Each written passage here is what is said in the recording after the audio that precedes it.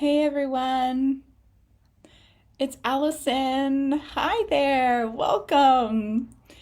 I had to set up my tech for a little bit. I wanted to go through Zoom today because I want to share some images with you, which Facebook Live does not let me do directly. But I'm going to wait a few moments just to see who else is here. And if you're here, say hi in the chat. Hi, Brenda. I'm so glad you're here. I'm so excited to be here. It's a really interesting time over here. So it's really, really good to reconnect and talk about my favorite thing in the world. And hopefully really, really enjoy this time together thinking about some new things and discovering some new ways to dive in. Hi, Elizabeth from New Zealand. Where in New Zealand are you? Oh, good, Brenda. The signal is working. Wonderful, wonderful, wonderful. Hi, Catherine. I'm so glad you're here. Auckland, awesome. New Zealand is on my bucket list. Go to New Zealand. Can't wait. I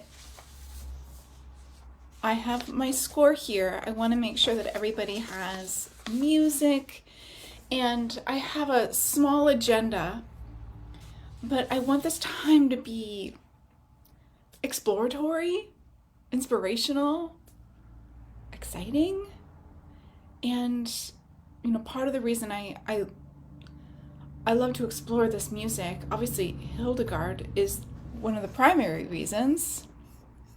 Just adjust my camera here. Just a minute, everyone.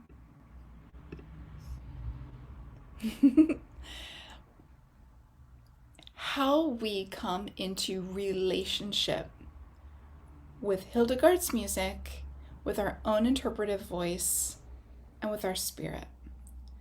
This is something that I'm very passionate about and advocate for when I teach this music.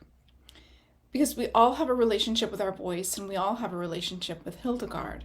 And something that I think a lot of people tend to doubt is their capacity to be an interpreter and to really value your own read, your own ideas, your own sense, your own intuition, your own creative sparkle of what speaks to you or connects with you when you are singing.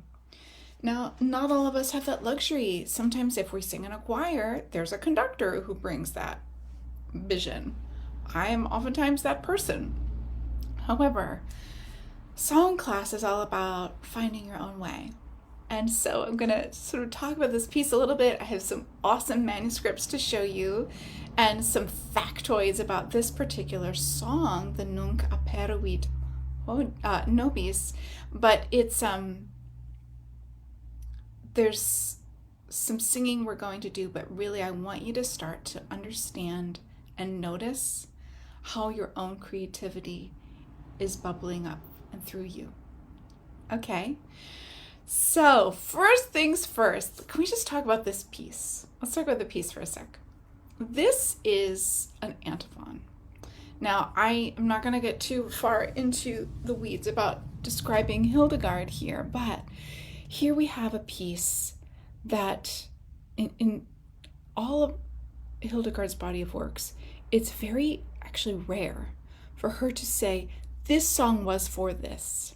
Now, there are rubrics in the manuscript that say this is devoted to the Virgin, right? This is devoted to Saint Rupert.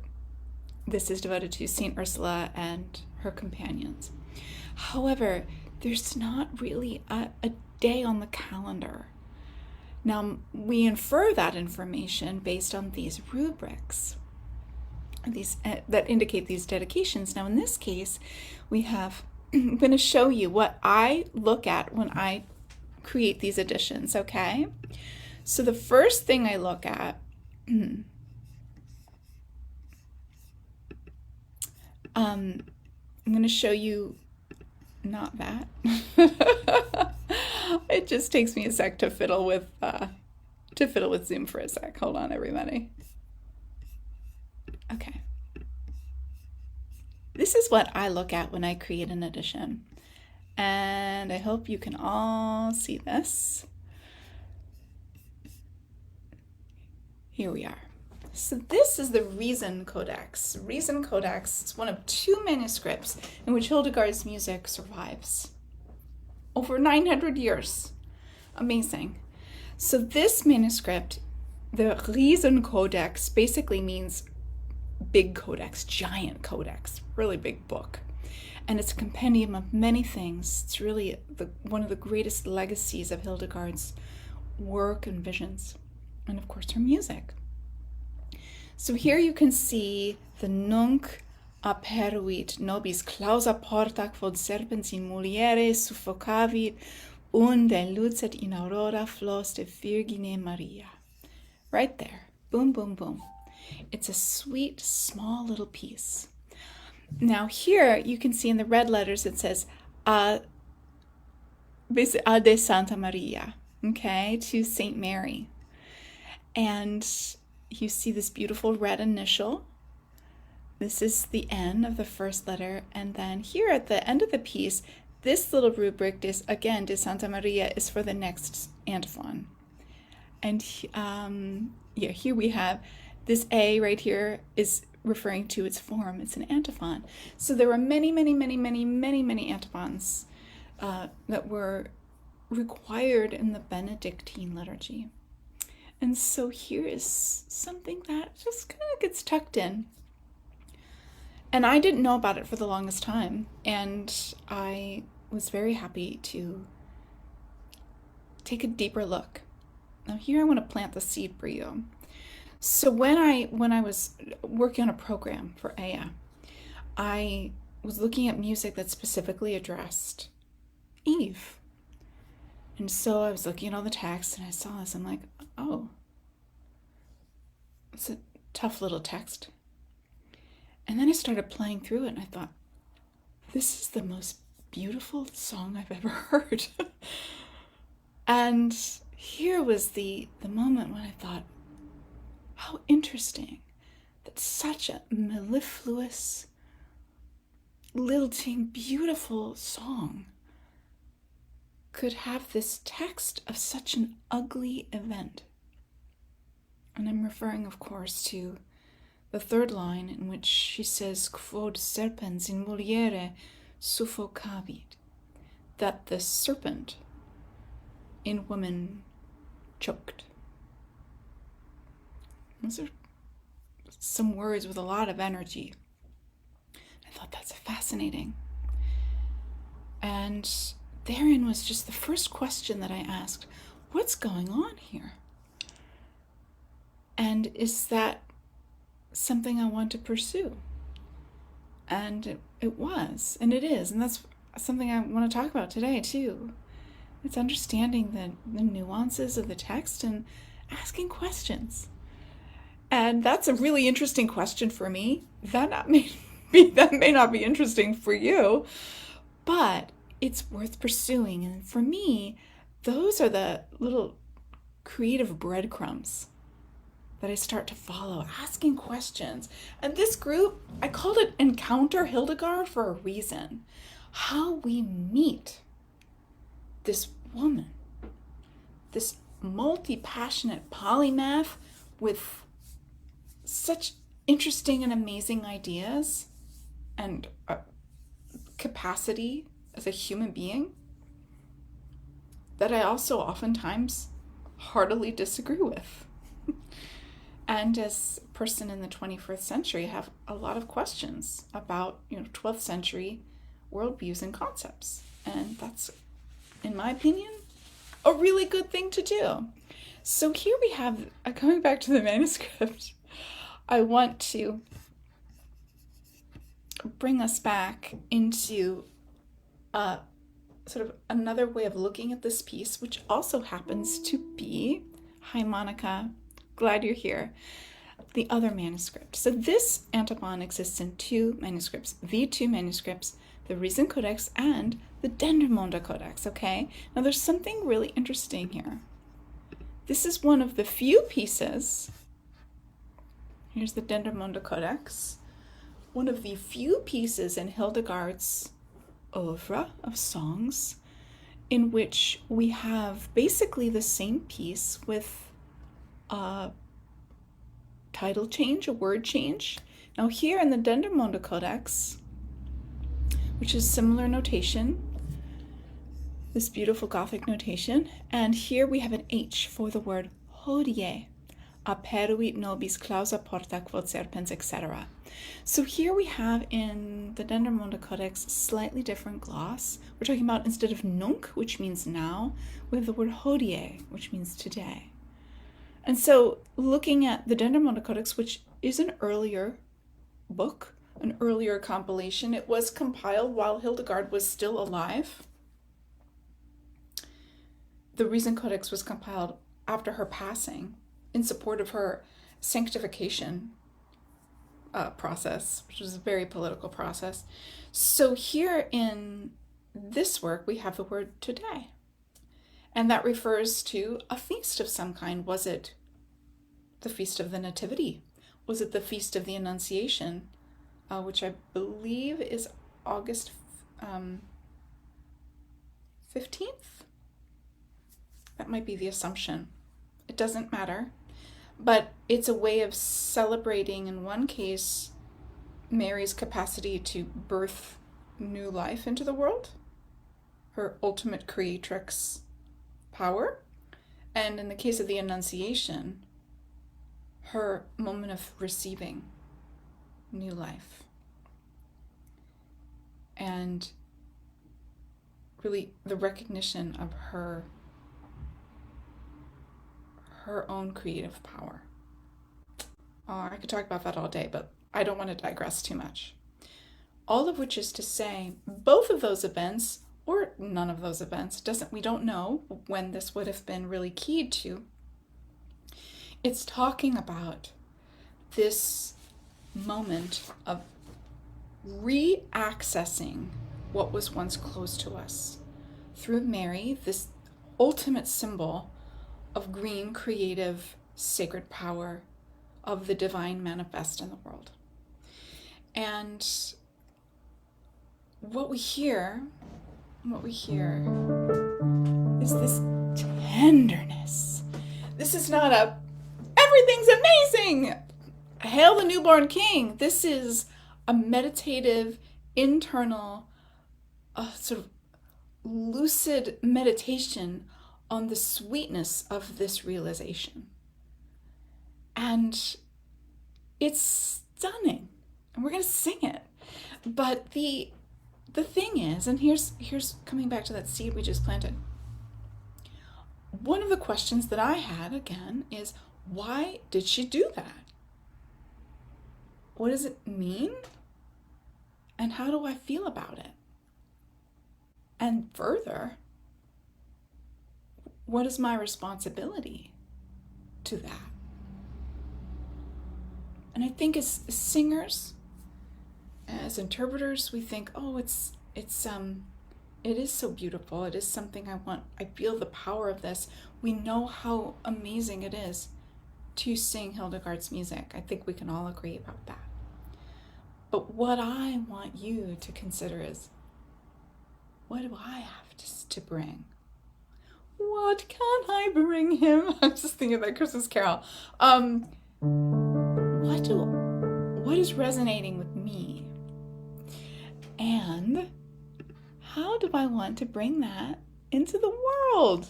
Into the world. It's the 15th, says Sue. Thank you. That is my wedding. August 15th is my wedding anniversary and the day before my birthday. I love August. So here, let's just come back into this sort of nuts and bolts moment with the music. Okay, so I'm looking at this song. Now, speaking of interpretation, I have transcribed the Riesencodex edition. As we mentioned before, the Dendermonde Codex and the Riesencodex have are slightly different. And in fact, if you are inclined, the Dendermonde has several melodic areas that are also rather different. I tend to go to the Riesencodex. I consult the Dendermonde, but I transcribe from the Riesencodex. I like it. It speaks to me more. And there are 2 songs in the Dendermonde Codex that do not exist in the Riesencodex. So it's always good, as an editor, to go back, compare, and get the full skinny. Is that the right expression? No. I'm mixing metaphors. But to get the whole picture. So here we have a piece. I'm going to show you real quick again, just because we can enjoy this investigative reporting here. That when we look at the Riesencodex here, we are looking at this line here, C. So this is a very, very, very clear staff, and C is C. And oftentimes it is not entirely clear what octave is she referring to? What placement is that? And I've seen editors place a lot of these songs an octave. Say, if you're looking at my particular edition, they'll place it an octave higher. Now, all of these pitches are relative. And in fact, if we consider the insane ranges of Hildegard's songs, there's octaves that are spanned. And who knows what their relative pitch was, i.e. was this middle C for us the same as her C? She wouldn't have called it middle C, but there you go. So what I'm trying to do in these editions is to put this in a place for most people that is relatively comfortable. If I put this up an octave, I think it would be safe to say that 100% of us would have some response to that, which is something like, oh my God, but I don't want to do that. I just wanted to make it approachable. Okay, so that said, I'm going to just stop sharing here so we can be here. So in this score, I'm going to give you complete license to transpose at will. For today, I'm going to move this piece up 1 whole step, which means I'm going to place it in the key of D rather than C. I'm moving it up. Why? Because I don't choose to sing a low F. We don't need to do that. That's fine. Some people might enjoy that. I do not. So what I have here is a way of approaching this piece. Like, here we go. Now we have these notes. We have big notes and little notes, and in the convention of this notational sort of translation that I've made, a large note infers a note of relative sort of length, but not just duration, stress, weight, presence. The smaller notes indicate notes that have more dynamic motion, something that may be more fluid, more quick. It's all relative. And there's going to be other conventions in the notation, as in the 3rd line, you see the first word, both words there have a syllable or a letter in parentheses. That's indicating a special medieval convention known as a liquescence or a plica. And there we are literally sounding whatever letter. It's both a vowel and a consonant in this line. I shouldn't say it's typically always consonants, but that's usually the more unusual thing for us to see. Our modern ears don't think of singing clausa or porta, but that's what we're going to do. On line 5, unde. So we are literally singing a closed consonant. We're singing a very specific vowel or consonant. Okay. The notes are one thing. What I want you to consider is, some of you may be looking at this for the first time. That would make sense. But what I want you to do is not get hung up on the notes. I want you to start to keep an open mind, an open heart, and be able to start to build a relationship with this song. Build relationship. And start to notice your own mind. Not as in getting distracted and being led astray, but what are some of the impulses that are coming to you as you approach the song? So looking at the first line, Nunc, we have a very long melisma here. Nunc. And then we have in the line 2, Aperuit nobis. Now, Aperuit means made clear or revealed. Hugh here describes it as being opened because we're referring to the clausa porta, a closed door or gate or portal. That a portal is opened. It could also be revealed. A portal that maybe was there, but we didn't see it. There's so many layers of meaning, and I love Latin because it gives us so many. It is really a mystical language in that it has all of these layers of interpretation symbolically. I hope there's no Latinists. They might be rolling their eyes at me, but that's seriously the beauty of this language. And especially as Hildegard chooses her words very, very carefully, very mindfully. So we have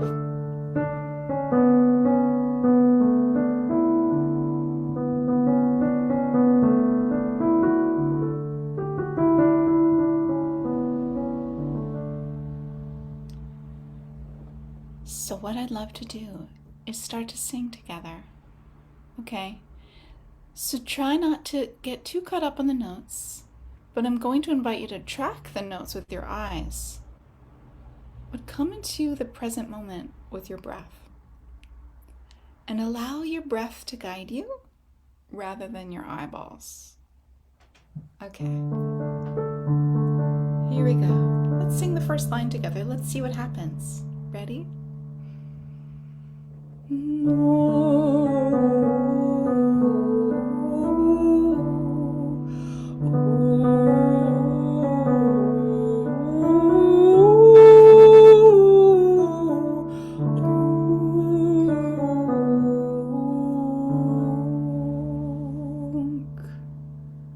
Interesting. The word now, literally right now, in this moment, is so contemplative. Isn't that cool? Let's do that again. Just begin to notice, what's it like now? Ready?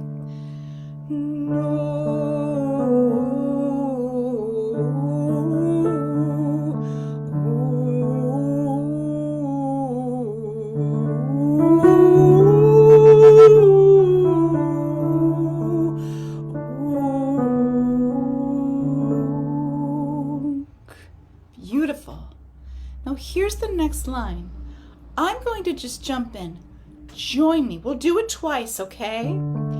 But I will sing the whole sort of breadth of line 2. Now here we're saying Aperuit nobis has been revealed to us, to you and me and Hildegard and all that are looking and watching and noticing.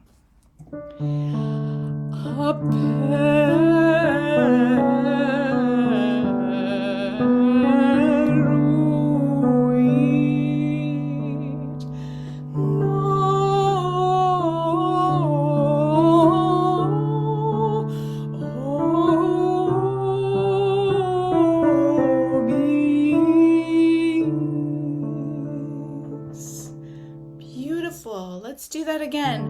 Aperuit nobis.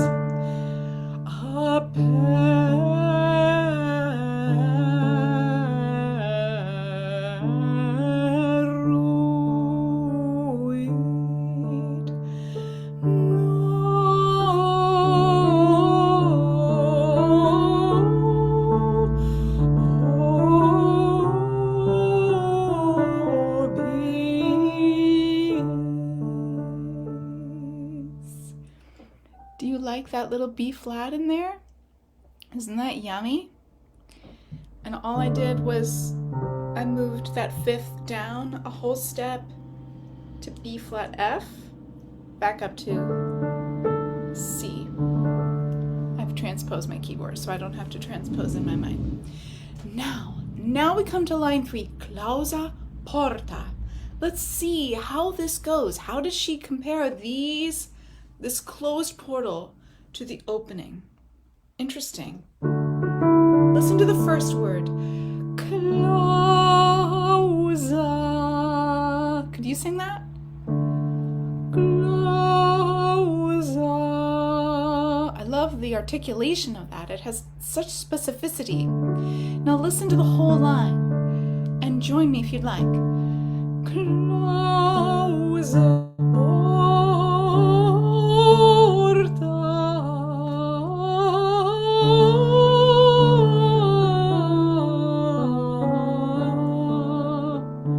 Let's do that again. Line 3, ready?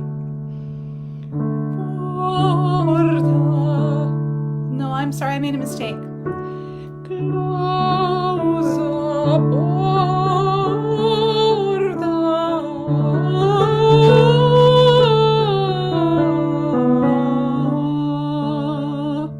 Interesting that the closed door does feel like it's opening up a bit. See? We move up the scale into that beautiful melisma on porta. It's as if it's all opening up to us. How gorgeous. Isn't this gorgeous? I'm so glad, Brenda, that this feels comfy for you. I understand. Now we have line 4. Quod serpens in mulieres suffocavit. Let's see what Hildegard does with this line. Here we go. Line 4. Quod serpens in mulieres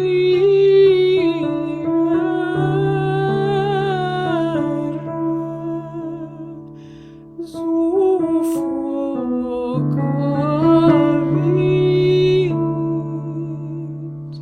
I think it wants to keep going. Here's line 5.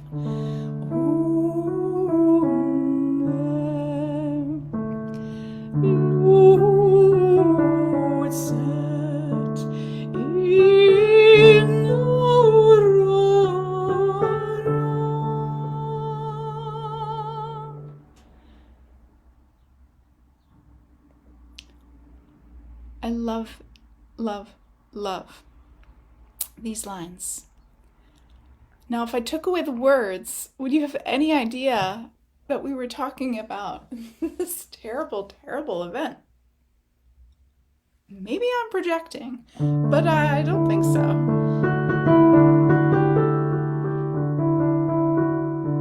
I know, Brenda, so beautiful. My friends, can we start again with line 4?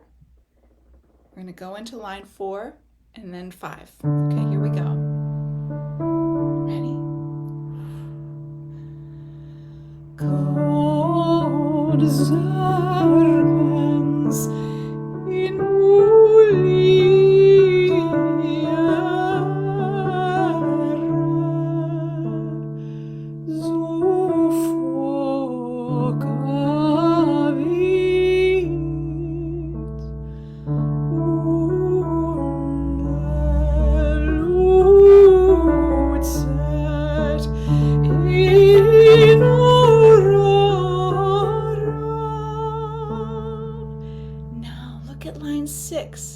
Look at this word. Have a listen or sing along. Ready?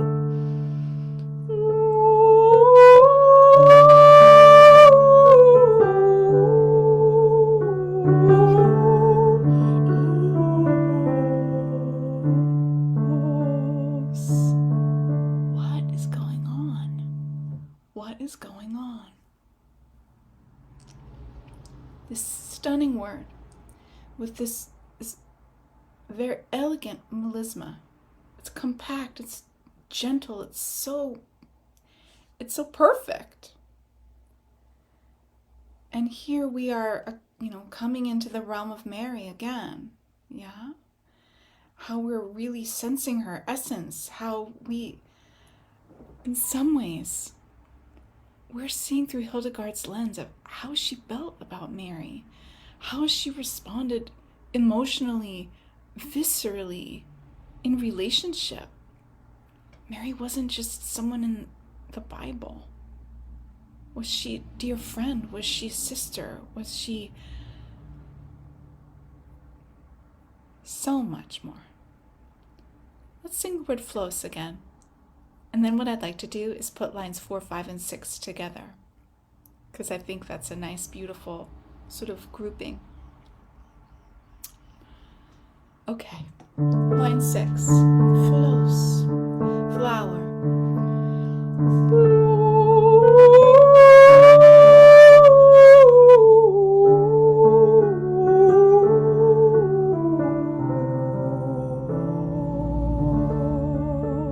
Good, let's go to line 4. Line 4. Ready? Cum serpens in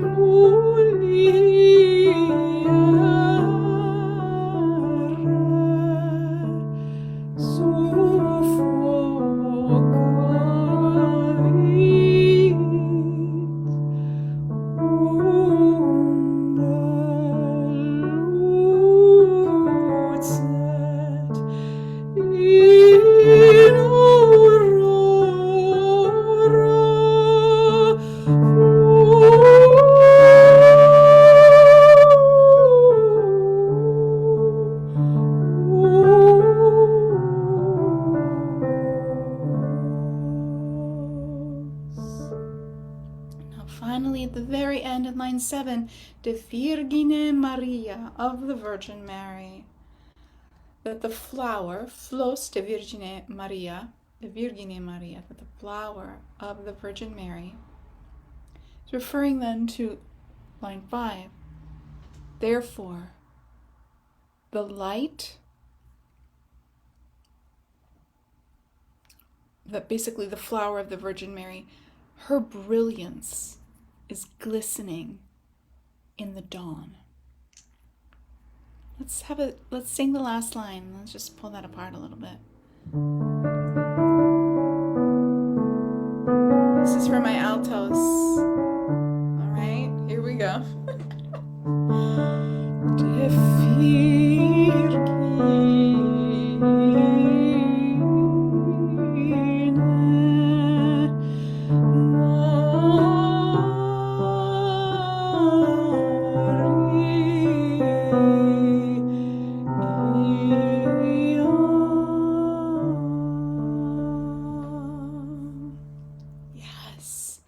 Now, how interesting how that phrase really does skirt the bottom of the range, right? We have a fairly limited range in general, but we're talking about this representation of light, of glistening at dawn. And yet we're still really hanging out in the lower part of the range. And to sort of come back down into this place after we've been brought up. And then we come down into the bosom, almost, of Mary. So my friends,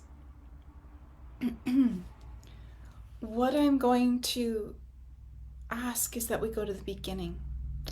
And let's have a chance to sing all the way through and just sort of put it all together. And I'd love to hear whatever images or thoughts or symbols crop up for you, or observations. I mean, for me, it's really, this song is all about gentleness, softness.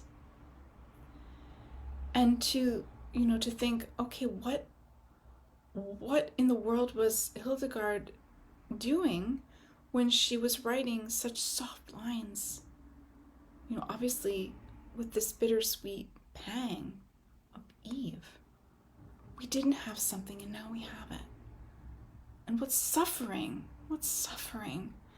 We, I speak as a woman, but I'm really referring to humankind.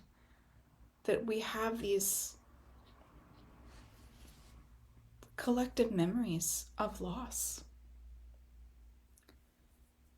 And of course, how is that playing out now in real life? Now! Nunc.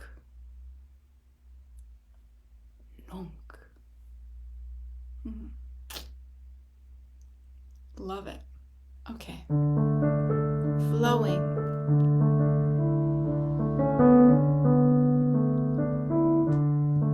So, Sue, what's flowing? You don't have to answer that. Brenda, I'm feeling this song refers to the birth of Jesus, the opening of the portal, bringing divine light to earth. Beautiful. So to think about symbols, this is just the mystical lens. If we are opening the portal here through Mary, we're also opening that through us. Through you, through your spirit, through your voice, opening the portal and sharing that light too, right now. Yeah, it doesn't have to be a performance. Yeah. I'm glad that resonates, Brenda. So, the layering of Hildegard responding to Mary, responding to Eve, and of course we're over here, right? And we're just gonna bring it all together into the moment. Nunc Aperuit nobis. It's shown to us. Ready, everyone? Let's do it.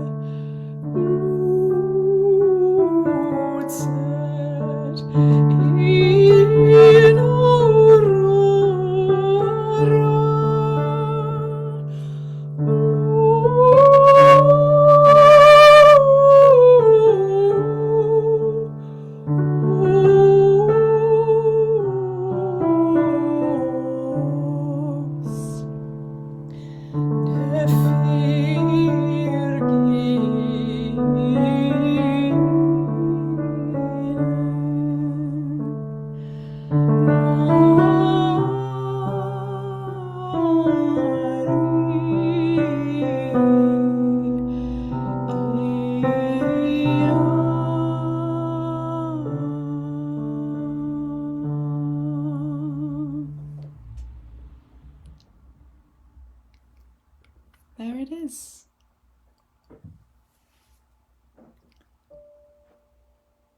Did you like it?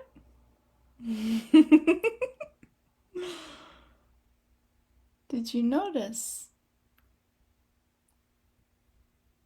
what is moving through you? It's okay if you don't.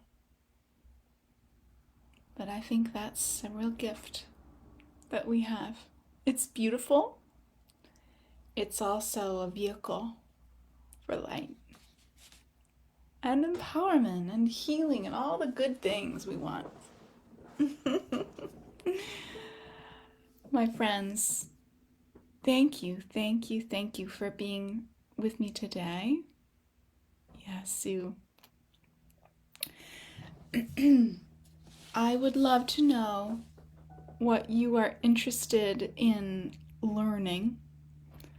May I respond to you? I have so many things I could discuss and talk about, but I'd love to hear your thoughts.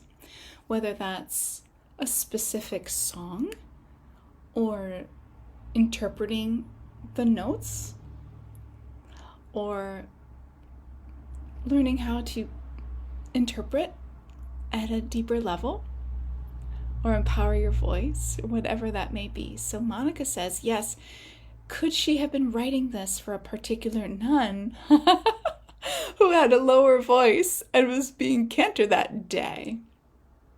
Maybe. There was always a debate amongst my colleagues about the specific people that would have been with her at that time, the women or the men, but the nuns, her sisters, and whether or not some of them had darker, richer voices. But so maybe, but we also cannot say for sure where this would have been placed in terms of relative pitch frequency. Like, it's written in C, but it could have been something that moved up or down. And indeed, I think it was important to be adaptable. But I always think, especially something that had those high, where you really, there's no mistaking what the pitch might be. Some of the really, really wild, ecstatic chants, the angel chants, the O tu illustrata, is that the one I'm thinking of? O tu sua vissima virga, I think, which has something like a high D notated. Yeah, it's like a 2.5 octave range. So yes, probably someone that could sing high, but maybe someone who could sing low. Studium Divinitas. Yes, the Ursula antiphon. Yes. It's funny you should say that. I have Ursula on my mind. We're going to have a special Ursula event on her feast day, October 21st, yet to be announced. And I have some awesome plans for the Ursula chants. There are a number of them, and they're gorgeous. So yes, we will do that. Thanks, Sue. Yes. Awesome. So everyone, I'm so grateful for this time together. Thank you. Have a beautiful and blessed day. And keep sharing all that light. It's so beautiful. Okay, take care, everyone. Bye.